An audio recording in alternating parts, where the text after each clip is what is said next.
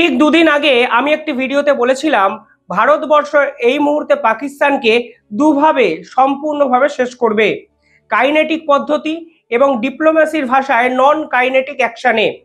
Kinetic মানে ভারতবর্ষ প্রথমেই সামরিক শক্তি প্রয়োগের দিকে কিন্তু যাবে না, অর্থাৎ ভারতবর্ষ সম্পূর্ণ দিক থেকে পাকিস্তানকে একঘরে করবে, গোটা বিশ্ব যেন পাকিস্তানের পাশে না দাঁড়াতে পারে সে বিষয়টা সুনিশ্চিত করবে এবং তারপরেই কোনো না কোনোভাবে আর্মি অ্যাকশনের দিকে যেতে পারে। একাধিক বিশেষজ্ঞরা কাইনেটিক অ্যাকশন করার আগে একাধিক বিষয় মাথায় রাখতে বলেন। নিশ্চিতভাবে ভারত সরকার সম্পূর্ণভাবে আলাপ আলোচনা বিচার বিবেচনা করেই এই সিদ্ধান্ত ভবিষ্যতে নেবেন। নন কাইনেটিক সেকশনে মানে পার্টিকুলারলি এই বিভাগে আমি দেখতে পাচ্ছি প্রথম দিন থেকে ভারতবর্ষ অত্যন্ত তৎপরতা দেখাচ্ছে। ডিপ্লোম্যাটিক এই নন কাইনেটিক অ্যাকশনে ভারতবর্ষ যা করেছে আমার মনে হয় সাম্প্রতিক সময়ে ভারতবর্ষ ছাড়া বিশ্বের কোনো দেশ এই ধরনের মুভমেন্ট কিন্তু নেয়নি। সিন্ধু জলচুক্তি বাতিল করেই পাকিস্তানের মেরুদণ্ডটাকে ভেঙে দেওয়া হয়েছিল। তারপরে ৩-৪ দিনে ভারতবর্ষ বিশ্বের একাধিক দেশের সঙ্গে মিটিং করেছে, এমনকি দিল্লিতে গোটা বিশ্বের ১২ থেকে ১৫ জন হাই কমিশনারকে ডেকে কিন্তু ভারতবর্ষ একটু হাই ভোল্টেজ মিটিং করে। পরিষ্কারভাবে বোঝা যাচ্ছে এই মুহূর্তে ভারত কি করতে চায় তা বিশ্বের সমস্ত দেশকে কিন্তু বুঝিয়ে দেওয়া হয়েছে। তালিবানের সঙ্গে মিটিংও কিন্তু এই মুহূর্তে নন কাইনেটিক অ্যাকশনের অন্যতম বড় একটি প্ল্যান। তবে ভারতবর্ষ আজকে জাতিসংঘে যে ভাষণটি দিয়েছেন আমার মনে হয় এরপরে আর কারোরই মনে সংশয় থাকা উচিত নয় যে ভারতবর্ষ পাকিস্তানকে বিশ্ব মানচিত্রে সম্পূর্ণভাবে একঘরে করতে চাইছে এবং পাকিস্তানের আসল চেহারাটা গোটা বিশ্বের সামনে খুলে ফেলতে চাইছে ভারতবর্ষ। শেষ ১ বছরে ভারতবর্ষের বিভিন্ন বক্তৃতা আমি জাতিসংঘে দেখেছি। ইউনাইটেড কাউন্সিলের সিকিউরিটি কাউন্সিল যে এখানে আছে ইউনাইটেড নেশনের, সেখানেও ভারতবর্ষ কিন্তু কাশ্মীরকে নিয়ে একাধিক বক্তৃতা দিয়েছিল। কিন্তু আজকে ভারতবর্ষ যে কথাগুলো বলল আমার মনে হয় গোটা বিশ্বের কাছে পাকিস্তানের মান সম্মান আর থাকলো বলে আমার মনে হয় কোনো দ্বিমত আর থাকবে না কারোর। আজকে ভারতবর্ষকে জাতিসংঘে রিপ্রেজেন্ট করেন ডেপুটি পার্মানেন্ট রিপ্রেজেন্টেটিভ অ্যাম্বাসেডর যোজনা প্যাটেল।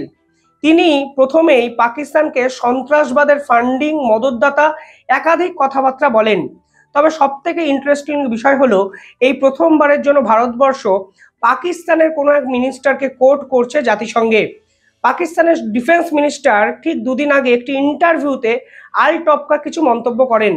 তিনি সরাসরি বলে বসেন পাকিস্তান সত্যি ডার্টি ওয়ার্ক দিনের পর দিন করেছে, কিন্তু এর পিছনে ওয়েস্টার্ন একাধিক দেশ কিন্তু জড়িয়েছিল। অর্থাৎ একটা দেশের ডিফেন্স মিনিস্টার এই ধরনের প্রকাশ্যে বিবৃতি দিয়ে স্বীকার করছেন তারা বিভিন্ন ক্ষেত্রে ডার্টি ওয়ার্ক অর্থাৎ টেরোরিজম অন্তর্গত একাধিক কাজকর্ম করেছেন এবং এর পিছনে কারুর মদত ছিল, তা নিঃসন্দেহে একটা দেশের যে ভাবমূর্তি তা কিন্তু ক্ষুণ্ণ করে। ভারতবর্ষ একদম সঠিক জায়গায় আজকে মেরেছে, যেখানে ১৯০টি দেশের সামনে পাকিস্তানের ডিফেন্স মিনিস্টারের এই কোড ভারতবর্ষের পক্ষ থেকে করা হয় এবং সেই কোডটাকে এস্টাবলিশ করে একাধিক প্রশ্নচিহ্ন কিন্তু ওপেন প্ল্যাটফর্মে ভারতবর্ষ আজকে করে। কি বলেছে আজকে ভারতবর্ষ পরিষ্কারভাবে জানিয়ে দিয়েছে দয়া করে আর বিশ্বে কোনো দেশ চোখে কাপড় বেঁধে থাকবেন না। গোটা বিশ্ব শুনেছে ডিফেন্স মিনিস্টার পাকিস্তানের পক্ষে কি বলেছেন এবং দিনের পর দিন নোংরামি পাকিস্তান করেছে তা পাকিস্তানের মন্ত্রী স্বীকার করেছে। এরপরেও যদি গোটা বিশ্ব চোখে কাপড় বেঁধে থাকেন তাহলে নিঃসন্দেহে এই বিশ্বের ক্ষতি। সেকেন্ড পয়েন্টে ভারতবর্ষের পক্ষ থেকে বলা হয়েছে পাকিস্তান এই মুহূর্তে রাগ স্ট্রেট। এই রাগ স্টেট মানে হলো যারা বিশ্বে শান্তি বিঘ্নিত করতে চায়, যারা কোনো আন্তর্জাতিক নিয়ম মানে না, এবং পাকিস্তানকে রাগ স্টেট বলে ভারতবর্ষ বুঝিয়ে দিয়েছে আন্তর্জাতিক ক্ষেত্রে এই মুহূর্তে একটাই লক্ষ্য ভারতের, তা হলো পাকিস্তানকে একঘরে করে দাও, কোনো দেশ যেন পাকিস্তানের পক্ষে কথা না বলে। এবং এই রাগ স্টেট অত্যন্ত ডিপ্লোম্যাটিক একটা শব্দচয়ন, ধুরন্ধর শব্দচয়ন, যার অর্থ হলো আন্তর্জাতিক শক্তি মানে মজুদ থাকা সত্ত্বেও কোনো না কোনো দেশ শান্তি শৃঙ্খলা দিনের পর দিন বজায় রাখতে পারছে না এবং ইচ্ছাকৃত নষ্ট করছে, তা ভারতের ভার্সনে কিন্তু উঠে এসেছে। The whole world has heard Pakistan's Defense Minister Khwaja Asif admitting and confessing Pakistan's history of supporting, training and funding terrorist organizations in a recent television interview. This open confession surprises no one and exposes Pakistan as a rogue state fueling global terrorism and destabilizing the region. The world can no longer turn a blind eye. I have nothing further to add. Thank you. 3 নম্বর যেখানে ভারতবর্ষ আজকে বলেছেন দিনের পর দিন systematic terrorism করে পাকিস্তান এবং পাকিস্তানের লক্ষ্যই থাকে প্রতিবেশী একাধিক দেশকে ডিস্টেবিলাইজড করে দেওয়া। শুধুমাত্র ভারতকে তারা অশান্ত করতে চাইছে তা নয়, আফগানিস্তানকেও দিনের পর দিন অশান্ত করার পরিকল্পনা কিন্তু পাকিস্তান করছে এবং এই প্রথমবার ভারতবর্ষ এই সকল কথাগুলো কিন্তু জাতিসংঘে বললেন। পরবর্তীকালে পাকিস্তানকে সেফ হেভেন অফ টেরোরিজম বলে আখ্যায়িত করলো Bharatvarsha. Acts of terrorism are criminal and unjustifiable regardless of their motivation, wherever, whenever and by whomever committed. We reiterate that terrorism in all its forms must be condemned unequivocally. The establishment of the Victims of Terrorism Association is a significant step in this regard. It will create a structured, safe space for victims to be heard and supported. আমার মনে হয় যে কথাগুলো আজকে পাকিস্তান সম্পর্কে Bharatvarsha open প্ল্যাটফর্মে United নেশনে বলল, এরপরে পাকিস্তান সরকারের রাতের ঘুম আর আসবে না। আজকে ভারতবর্ষ কোথায় বলেছেন জানেন? অত্যন্ত ইন্টারেস্টিংলি একটা জায়গায়, জাতিসংঘের ভুটানে, অর্থাৎ victims of terrorism association network, যাদের কাজ হলো সন্ত্রাসবাদের মাধ্যমে যারা ক্ষতিগ্রস্ত হয় তাদের বিষয়ে কথাবার্তা আলোচনা করার জায়গা এই ভুটান।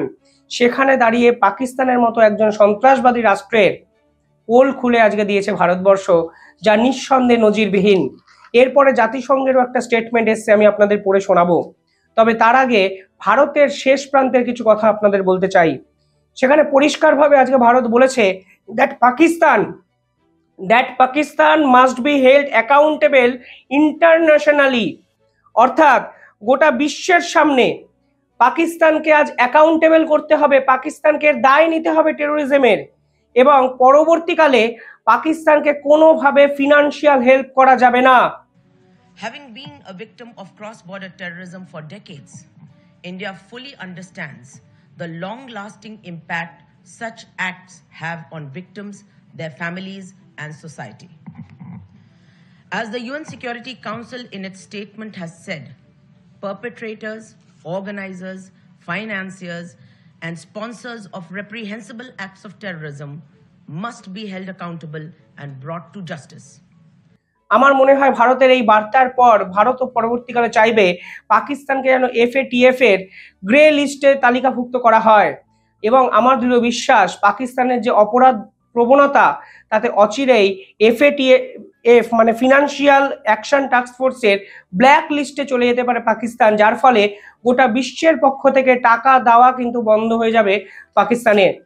ভারতের পক্ষ থেকে বুঝিয়ে দেওয়া হয়েছে 2008 লস্করি তৈবা, যা পাকিস্তানের জঙ্গি সংগঠন, পরবর্তীকালে 2019 পুলওয়ামা হত্যাকাণ্ড, জৈশ-এ মোহাম্মদ, তাও পাকিস্তানের নেটওয়ার্ক, এমনকি আজকে কাশ্মীরের যে ঘটনা সেখানে যার ছবি প্রকাশ করা হয়েছিল ভারত সরকারের পক্ষ থেকে, জানা যাচ্ছে অন্যতম অভিযুক্ত হাসিম মুসা তিনি পাকিস্তান আর্মির অন্যতম সদস্য ছিলেন, কিছুদিন আগেও স্পেশাল সার্ভিস গ্রুপ অর্থাৎ SSG-তে কর্মরত ছিলেন, এমনকি তিনি পাকিস্তান আর্মিকে সার্ভ করেন।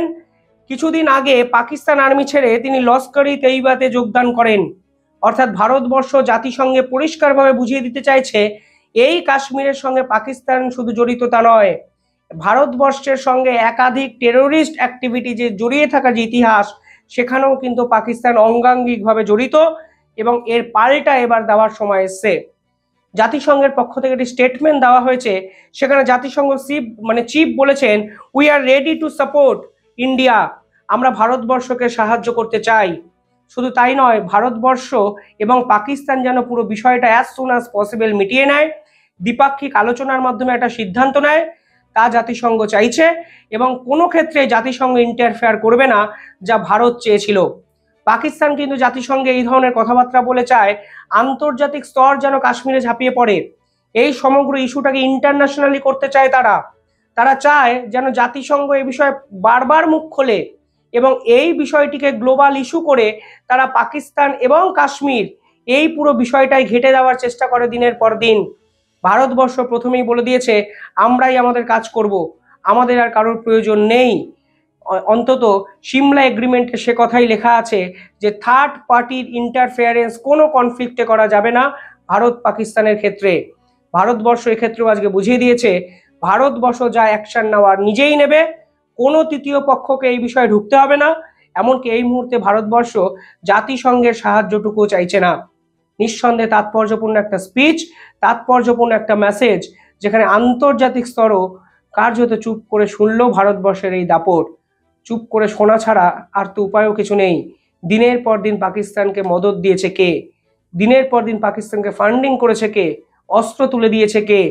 এই সকল খবর যদি ভারতবর্ষ জাতিসংঘের মঞ্চে বারংবার বলতে শুরু করে, আমার দৃঢ় বিশ্বাস বিশ্বের অনেক প্রভাবশালী রাষ্ট্রেরও পোল কিন্তু এভাবে গোটা বিশ্বের সামনেই খুলে যাবে। কিভাবে দেখছেন আপনারা পুরো বিষয়টা? কমেন্টে জানাবেন।